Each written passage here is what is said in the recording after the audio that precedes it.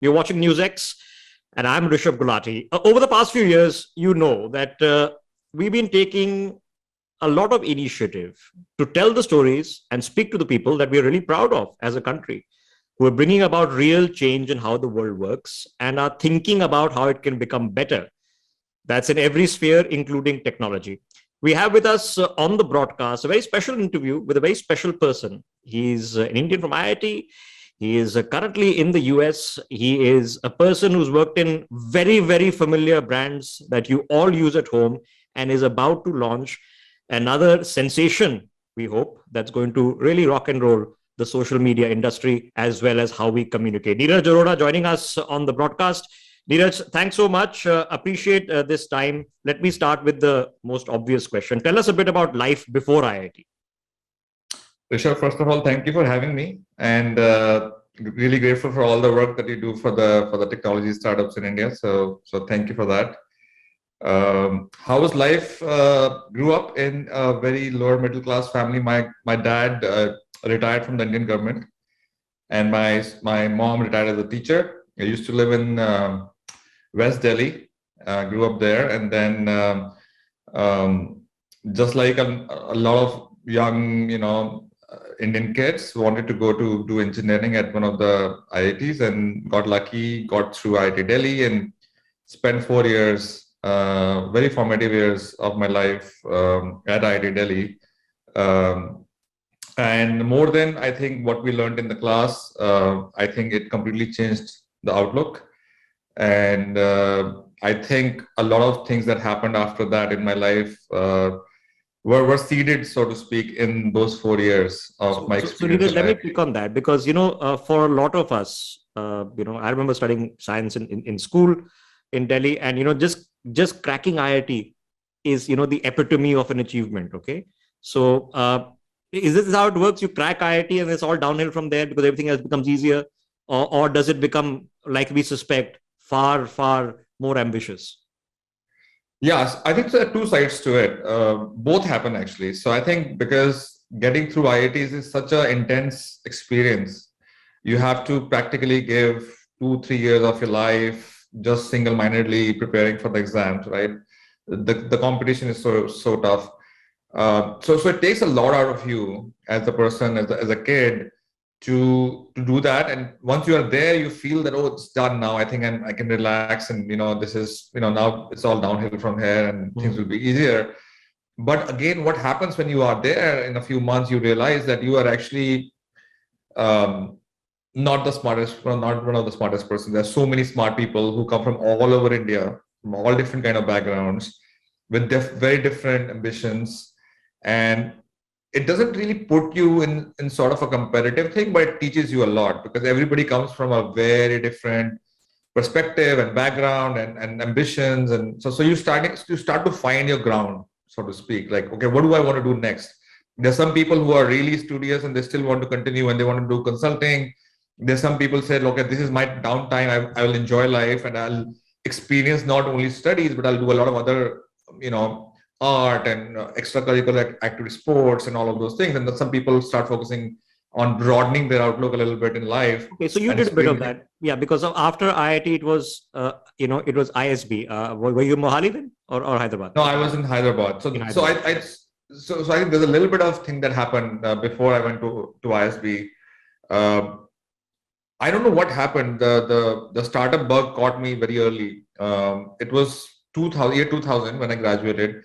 And India was definitely not on the map in terms of startups at the time. There was the big deal was the Infosys and the Wipros of the world and the TCS of the world, right? Those were the companies that people used to look up to. And India was a predominantly service, export, market. But it just happened. I got lucky that one of my seniors from IIT Delhi, he had moved to Singapore and he had started a tech startup and was looking for engineers. And I had sort of fallen into this thing that, I want to do software programming. That's something which I really enjoy. I want to go start my career in this. And he was there on the campus looking for people who would join him in Singapore for a little thing which nobody knew about, and was really early and small. It was very risky. And it just happened that, I really enjoyed talking to him, and I said, okay, there are two options in my life. I can either go work at Infosys, which is a really big, very well-respected firm, and I'll be one of those thousands, hundreds of thousands of people who will be there. Or I can go do a little thing in Singapore where like 5 people. I could be one of those 5 people very early, learn a lot, do things with my own hands and all that. So I picked Singapore. My parents were not too thrilled with that option, but I thought I'll probably enjoy, going and working in a startup a lot more. That's where the journey started, actually. So I went to Singapore, spent 5 years, and that taught me a lot about how startups work, how much they struggle, how risky is it to build a startup, and the life of like ups and downs of how startups work every day. There's like very, the ups and downs keep on happening. And after 5 years, when the company was like sort of like, more stable, I thought India is picking up, and I had never worked in India. I said, okay, this is the time, 2005 and 6, when Yahoo's and Google's and Amazons of the world were setting up shop, and India was starting to become morph from differently into a sort of a product, that the seeds of the product of the internet product were being sown in India. Mm-hmm. I said, okay, let me go back and see what is happening in India. And ISB felt like the easier option in terms of just landing and going to a business school for a year. It was for 1 year. I didn't want to go to 2-year schools. And again, it was an amazing experience because I used that 1 year to really get connected to the ecosystem in India. Right. Okay. So then, of course, Times Internet, Google, but then something that our generation has grown up in. I remember the journey of WhatsApp as a user, right? It came and WhatsApping was something very unique, and then it became ubiquitous, and now it's almost unimaginable life without it. So how was that journey? How did you get involved there? And how was that? So yeah, I think in 2006, when I graduated from ISB, one thing was very clear. I wanted to spend time building internet products for India to start with, at least, because I wanted to stay in India. And Times was one of those companies, in Times Internet, India Times, which was doing a lot of work in the space. They had email, they had commerce, they had content. They touched a lot of different pieces of the internet in India at that time. And I thought it'd be a great experience to learn what the users really want and how they are behaving and what they're doing and how do you build products for them, right? So those 18 months at Times were very, very like great experience. Learned a lot of things were broken, and we were trying to fix them. And then Google happened, right? Google was becoming more active, and they said, we want somebody to help identify early stage companies in India that they can either partner with or acquire, right? So it was that M&A, mergers and acquisition team. That happened, and 2008-9 happened. 2008-9, the whole world, technology, everything, there was a huge downturn. And the team in the US, in Mountain View headquarters, said, we're not going to do too much in different parts of the world. So let's consolidate and, either you move back or move to the US, because US is still a little bit more active than other parts of the world. So, and it was just an opportunity that I was not too sure about, because I never thought in my life that I want to move to the US, right? It was not something, was one of my, dreams or something that, I want to go work in the Silicon Valley or be in the US, right? It just happened that the opportunity was presented to me, and it's okay. My first reaction was, let me just go and spend 6 months and see what it's all about. And then we'll decide. I'll come back after that, and I still want to be in India, right? That's how it kind of was. I convinced myself that I should probably go and try it out, right? Well, it was a good experiment because, fingers crossed, all's well, that's ending well. And of course, I mean, you're at the beginning, right? It's not the end, but so at what stage then do you get into WhatsApp? Is it in the development stage? Because, we've read the story of the founders and why they got involved and how they struggled, when it was free and then it became the $1, which they didn't really care if they got the money or not, whether you paid it or not, you still used it. We all used it. So at what stage of the journey was that? Sure. So I think 1.5 years into Google here in Mountain View, the headquarters, I was asked to look at the messaging space because it was still pretty. This is 2010, right? These are the early days when BBM used to be the big thing, and you were moving from the desktop messengers of Yahoos and MSNs and ICQs to more, the iPhone had just come out in 2009 and the Androids, the early versions of Androids were coming out, and people thought, okay, we need something different for the phones, right? And when we started looking at like what companies, and WhatsApp was founded in 2009, I was looking at the landscape in 2010, 1 year in, and there was one company that we saw because Android, knows, which company is getting the downloads and all, is getting a lot of downloads in outside of the US, like Europe and Asia and maybe Latin America. And like, we were very curious, okay, what company is this? Like, this seems interesting. Nobody knows about them in the US, but they seem to be getting some traction in other parts of the world. Mm-hmm. So I tried to look them up. I couldn't find the founders anywhere. They were the most hidden, discreet, like didn't want to talk to anybody kind of personalities. And it took me a week, 10 days to dig them out on LinkedIn or something. I messaged them on the support email or something. And Brian, one of the co-founders, replied, okay, why don't you come meet us? And when I first met them, I saw this team of 2 founders, both engineers, and I think they had 3 or 4 more people. There were 5 or 6 people in the company who had a very different mission than anything else I had seen in the Silicon Valley. Right? When you look at Silicon Valley, people think of flying cars, and they think of electric cars, and they think of like robots, and the cutting edge innovation is what I think Silicon Valley is always like. Oh, what is the really cool thing happening in the valley, right? These guys were the complete opposite. They said SMS is broken. It's the oldest technology we use on the phone. We need to fix it. And Silicon Valley is not about like they don't look at these, so to speak, developing world issues. Like SMS is such a big deal, and parts of the US is people text is not really that big a deal, right? SMS is not really that big a deal, but they identified an issue saying, oh, when we travel, when we go from one country to another, the international SMS, sending pictures, everything is so broken back then, obviously, and even today, SMS is not capable of doing all of those things. Why are we not moving all of those things onto data? And data is becoming more important. Yeah, we can recreate SMS, a much better SMS, which is cheaper, faster, more featureful on using an app. And they were focused on the global market from day one. They didn't think that, oh, we have to go convince the coolest kids in the Bay Area to adopt this. They said, this is not for them. This is for the grandmas and the grandfathers and the teachers and the workers and like everybody else outside, normal people who day to day want something which will help them stay in touch with family within their own region or outside, right? And that really impressed me. So we tried to buy that company in 2010. Google tried to buy that company. They said no. They said we want to stay independent. We want to build this out ourselves. We are not ready for any kind of acquisition. And I just fell in love with the team and the mission. And next almost 1 year I spent to convince them to hire me. And I was more of an engineer turned a business person. So I said, look, you're all engineers. I can help you on everything else that you want to get done in the company, whether it's marketing or PR, comms, legal, finance, all of those things. And Jan started laughing. He said, look, what will you do? You'll get bored. Like, we're just a handful of people. We don't need any of these things.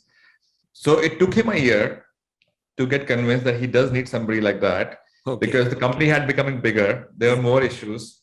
A lot of carriers and, telecom guys were bringing them. A lot of Samsung of the world were bringing them. I remember data charges and all that. Yeah. I remember. Right. So there was a lot of complex things that now the founders were suddenly, they found themselves in, not only in the US, like in probably 100 countries in the world, right? Because WhatsApp had started to become popular. It was still pretty small. And then I joined in late 2011 as the first business guy, employee number 20, I think. And that's where the journey started. And I think your profile says business guy at WhatsApp. Right. I didn't know the title. So I said, okay, what do I call myself? I said, I'll say all things business, because nobody had a title. Everybody was a software engineer. Okay. So how long was that? WhatsApp? A few years? So I spent from 2011. In 14, we merged with Facebook, and then I quit in 2018. So 7 years. So 7 years. Okay. Big chunk of the journey. It's still ubiquitous. WhatsApp. Let's talk about where things are going. we've seen the nascent phases when, all of this was revolutionary, when Twitter was revolutionary, and, when you saw the Arab Spring, which we covered in the mainstream media, but, it was a social media phenomenon for the first time. And it was, Right. it was a huge thing. I mean, I've been in Facebook since 2006 when I was a student in university abroad, and it was much simpler, and it's far more complex now. And these are all, what are now trillion-dollar companies. So what's the future? Because we've been told the future is more hyper connectivity, and is AR and augmented reality and Meta or Omni, whichever way you go. In social media, what's the future? Where do you see it? So I think, we've seen the goods and the bads, right? When all iPhone came out and Android's phone started coming out, those were the first, things that we had kept in the pockets, which were connected all the time, and you could do so many things with them, right? We cannot imagine a life without a smartphone right now. Like, I don't know how people lived, to be honest, right? But with all the improvements and the connectivity and, ubiquitous, stuff that we have in our pocket, a lot of negative sides of social media have also kind of emerged, and then we are starting to look into those things, right? From being like, election meddling to misinformation instead of misinformation, to teenagers, depression issues, anxiety issues, to genocides in some parts of the world. So I think what happened over the years, I can go very deep into this topic, but I think the summary of this whole thing is that, all these companies that made these products, obviously the intention was right, to connect people, right? That was the basic, need, or human need, that they started off with, that, okay, we are online, all our friends are online, our families are online, our colleagues are online. There has to be a platform that connects us online and are able to, where we can stay in touch and share, what we feel and all that, right? But over the years, something went wrong.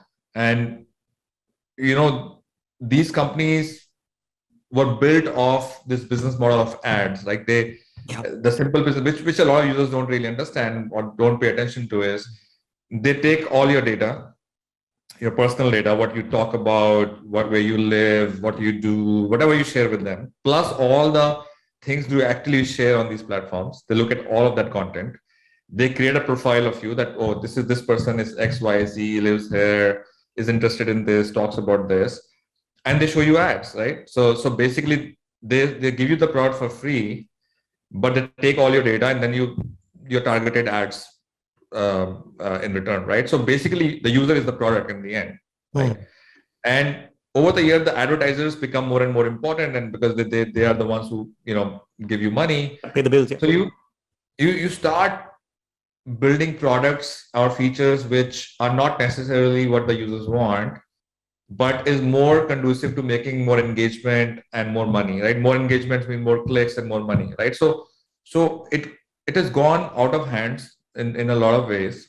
And all these algorithms were built because there was so much content on all these platforms that you cannot possibly look at everybody's update.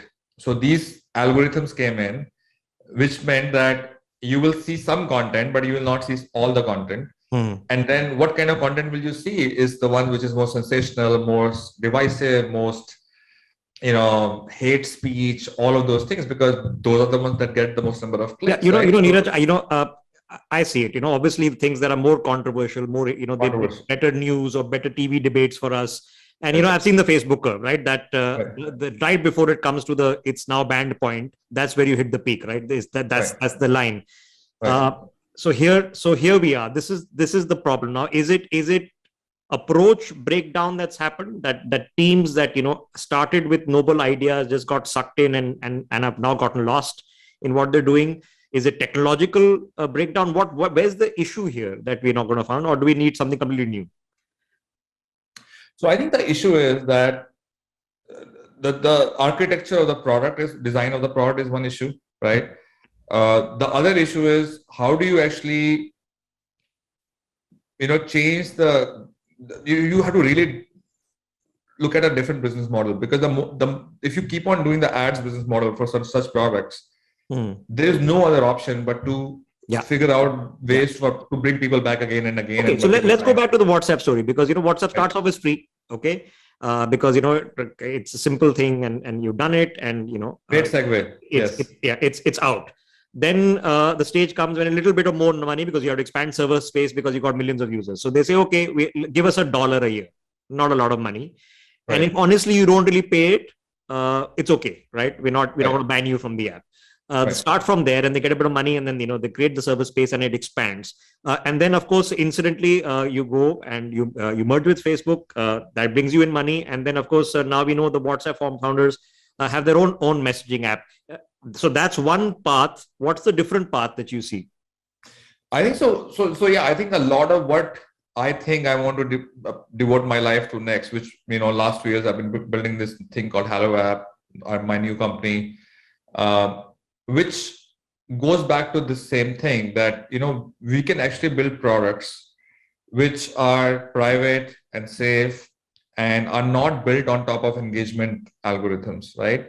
They're built to just do one simple thing, to make you stay in touch with your friends and family and people who you're close to, and nothing else should come in the way, right?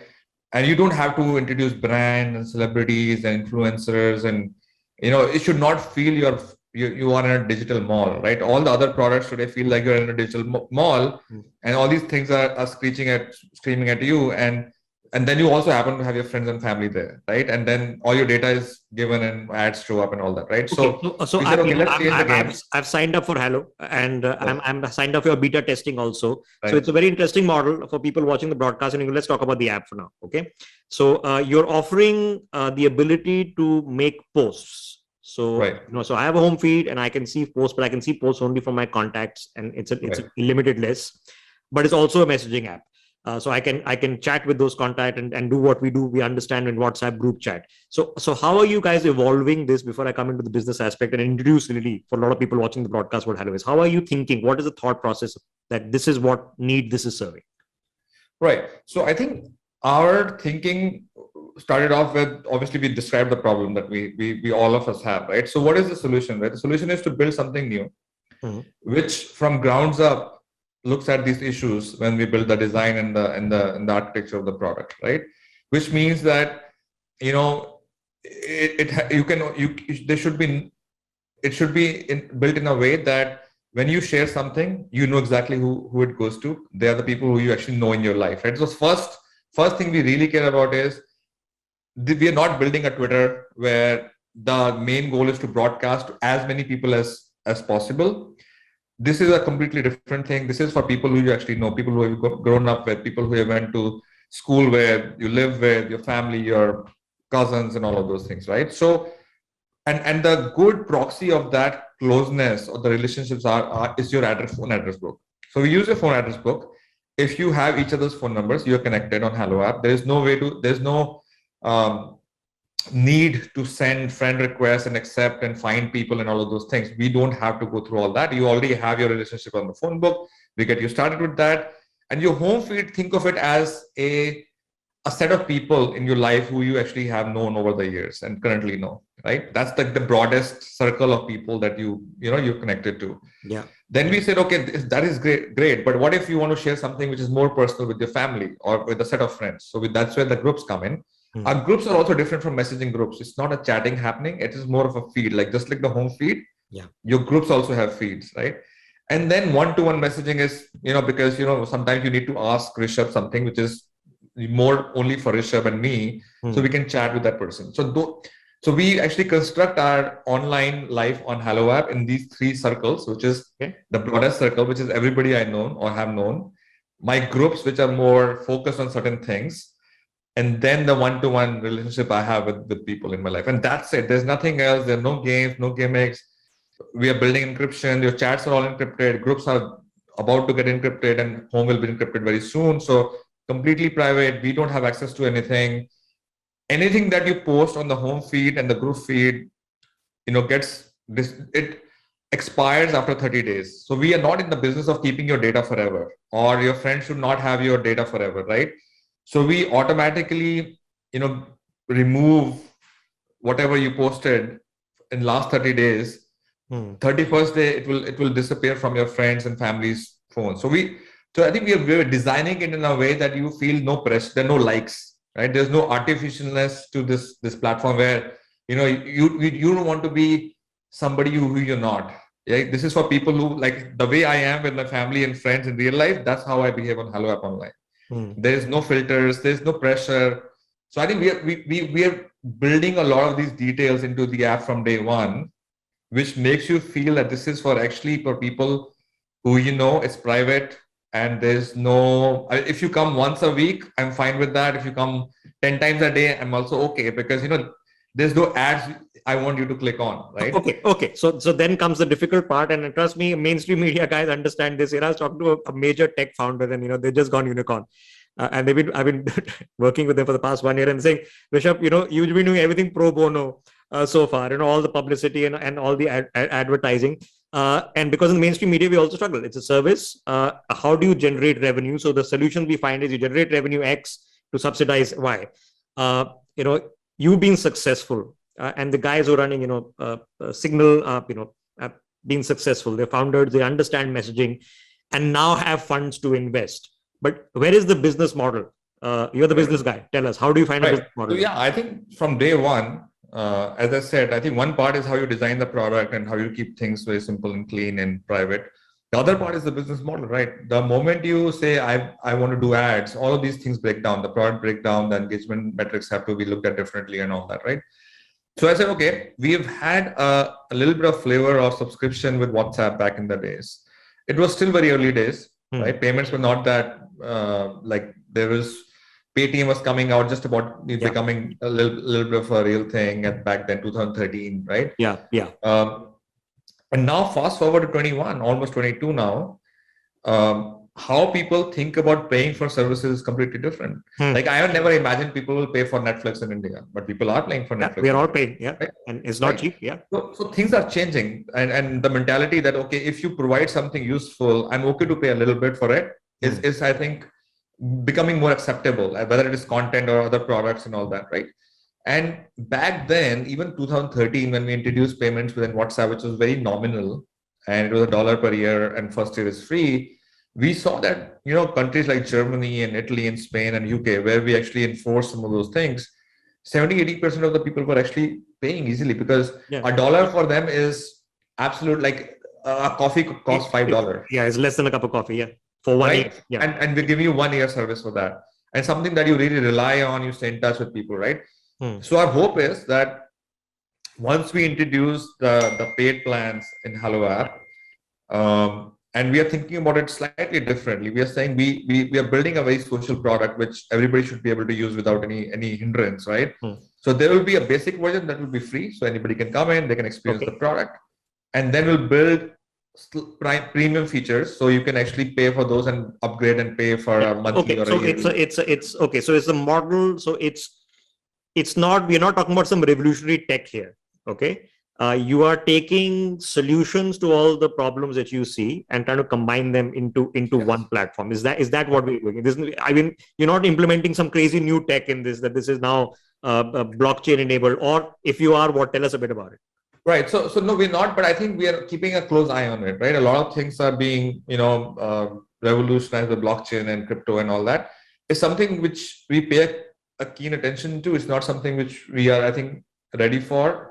Even in, a lot of technologies there are pretty new and regulation is still coming up. So we want to wait and watch, and we'll make sure that. Do you think blockchain can ever evolve to the space that, the huge traffic requirements can be decentralized?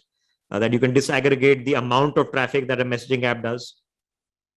I think it's difficult to say sitting right now. I think it's evolving. It's very early days of blockchain, and a lot of use cases are coming up where you actually see the benefit of it, of being decentralized, but not everything right now has to be done that way, right? But again, as I said, this is a super interesting times for blockchain and crypto. So we will be paying very close attention to it and see how we don't have to do it for the heck of it. If there's a user benefit or if the industry benefits from it, then absolutely, there's merit to doing something. So it's interesting. Mission-oriented, technology, offering what is otherwise a simple, understandable service, but cleaning away a lot of the mess. The biggest revolutions, of course, Neeraj, are based that we've had an extended conversation and time has flown by. So I'm going to ask you a quick last question. When's the scale push? Because we all understand the concepts of network effect. You need to go to X and to Y, and then it becomes ubiquitous. Everybody has it, Right. so you're done. When do you see the scale push? Right. So I think again, in a very similar way, WhatsApp grew. It was everything very organic, right? Very and organic, when you yes. do things in a very organic, thoughtful way, right? You end up building something which users really rely on and love and trust, right? So for our goal is very similar here. We don't want to do too many things too fast. I think that's not our philosophy is very, very different. We're saying, okay, we'll do a handful of things. We better make sure they're very useful and utility driven. And we hope that users love and rely on them and really enjoy using the service. So I think that's the goal. And at some point, I can't predict at what point that scale really starts becoming the thing that you really want to push on. But I've seen that products that grow organically and are thoughtfully built out slowly, I think last very, very long time because the foundation is very strong, right? So we want to build HalloApp and grow HalloApp in a very similar way, and there's no rush for us to have millions of people like tomorrow. Like that's not the goal. There is no rush for you, but there is a rush for the rest of us because the good ideas, good models, right. And the true test of these good ideas, good models are when all of you watching a broadcast like this use them, and we understand because it is so pleasing that there are people who understand the business. And we can be assured they also understand the problems, and they're like us. They're also users and saying, "Okay, hang on, this is a problem. Why is my feed got so much things I really don't care about, and I'm having to go through it." It's been a fascinating conversation, Neeraj. We exceeded the better part of half an hour. So thanks so much for taking out the time. If you're watching this broadcast, it's Hallo. That's HALLO. Hallo. You can find it on the Play Store. You can find it, of course, for iPhone. Give it a shot. It's called Rishabh HalloApp. One word, HALLOAPP, and the website is HalloApp.com. So you can look for these links and we'll put out some of that information on our social media handles as well. You can have a look at it, download it, use it, okay, and then we can give feedback hopefully on the evolution. For more such videos, subscribe to the NewsX YouTube channel, hit the bell icon.